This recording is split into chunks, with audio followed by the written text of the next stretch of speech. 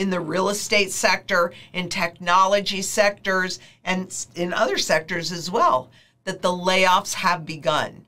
So, you know, the Fed wants the economy to slow down, wants higher unemployment. Why do they want that, you might ask? Because of the job shortage, or not the job shortage, the employee shortage for the jobs, those that are skilled in the right sectors are able to demand more money. And what the Fed keeps pushing for is price stability. Price stability doesn't mean that the price just stays the same.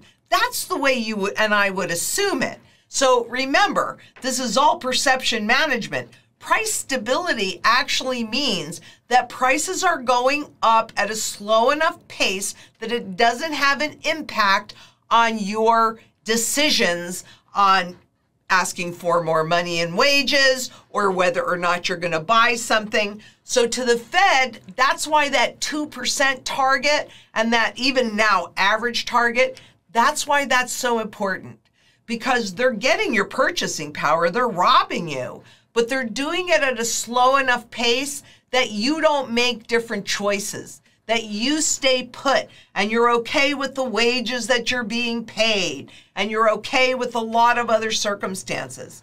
When it happens too quickly, quite frankly, that's when the public notices, and that puts pressure on the Fed, and that's why you're seeing all of the central banks globally raise rates, right? But at the same time, well, we'll talk about this in a minute. The real estate market, well, in some places, maybe it's still doing fine.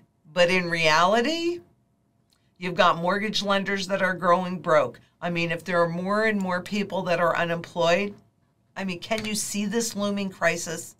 This is so significant for you to pay attention to so that you start to take action now while you still have this opportunity. And by the way, all of this information, you want to continue to subscribe. And if you haven't subscribed, you know, hit that button, because you've got to share this with everybody that you possibly can. Ignorance doesn't make anyone immune. It just leaves you vulnerable.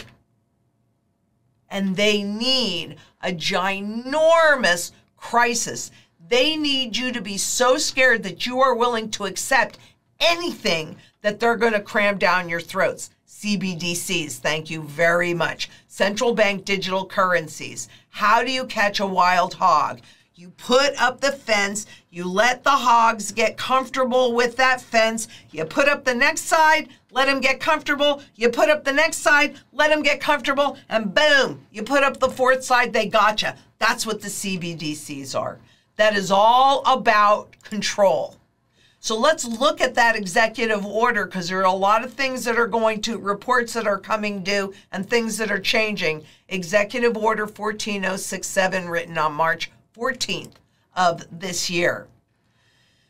This is all about the digital assets, the CBDCs. They've got to have these a lot more ready than they want us to know.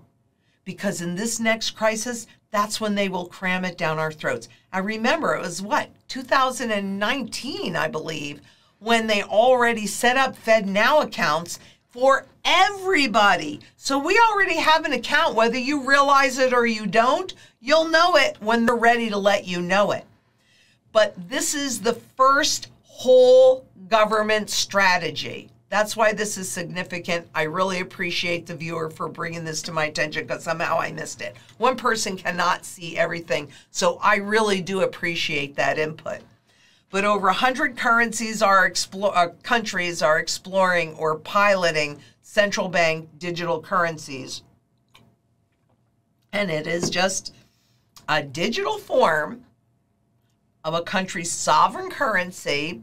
And we'll make a comparison between all the different kinds of money shortly. Just give me a minute. Notably absent, though, which I thought was very interesting, from the executive order is any reference to regulations implementing the tax information reporting provisions of H.R. 3684, which is the Infrastructure Investment and Jobs Act, which was signed into law in 2021. So let me just kind of go over that one more time. But notably absent from this executive order is any reference to regulations implementing the tax information reporting, so they don't have to report. Well, that's kind of interesting that you would leave that out of this whole government bill, isn't it? As discussed, those provisions are one of the few recent legislative measures addressing digital assets and include effective dates that contemplate reporting requirements on a broad range of digital asset transactions. And that begins in January of 2023. So we've got this one bill on reporting, but that begins in January 2023, but it's not mentioned in this whole government approach to CBDCs. I mean, why would they leave that out? Well, maybe there are some reasons why they left that out.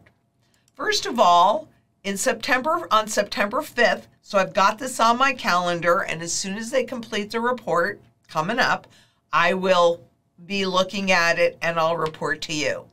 So this is the report on the future of money and payment systems, because that's what it's all about, is money and payments.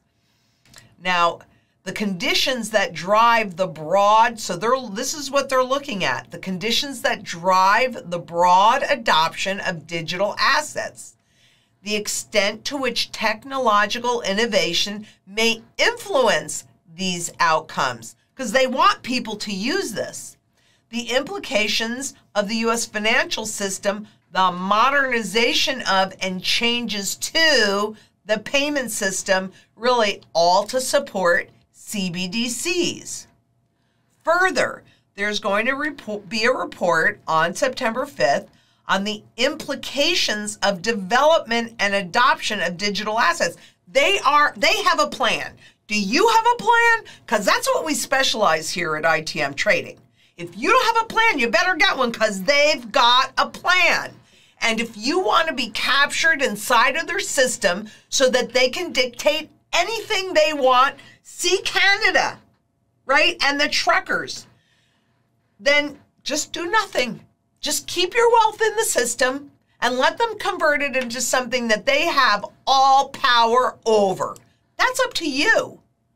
Conditions that would drive mass adoption. Well, isn't that what frequently happened, or really happened, in 2020 during the pandemic?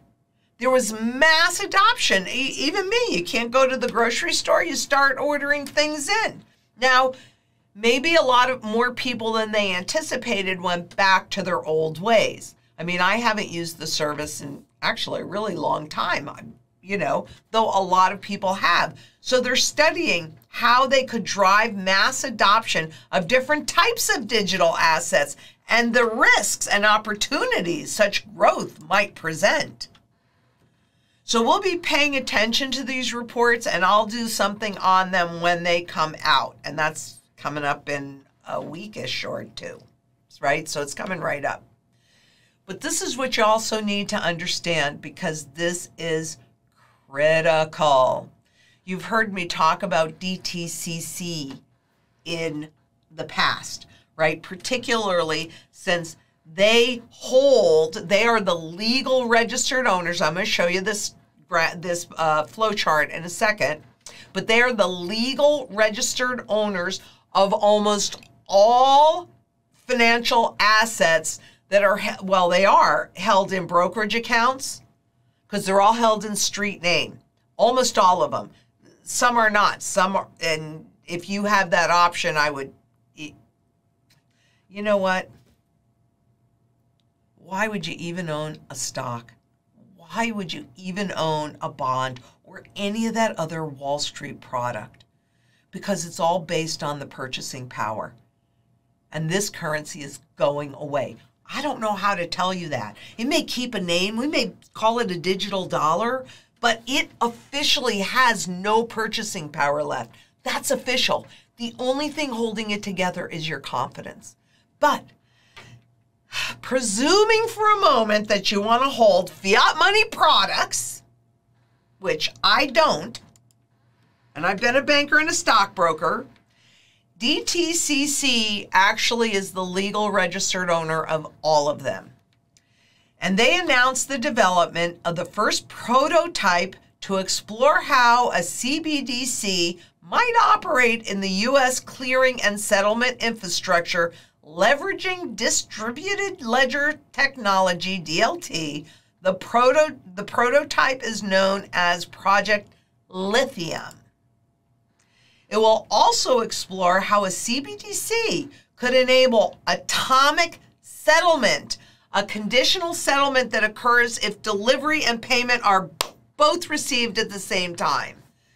But it could also be atomic in many other ways. It makes sense because CDCC is already the legal registered owner of almost any contract that exists. Project Lithium is the newest effort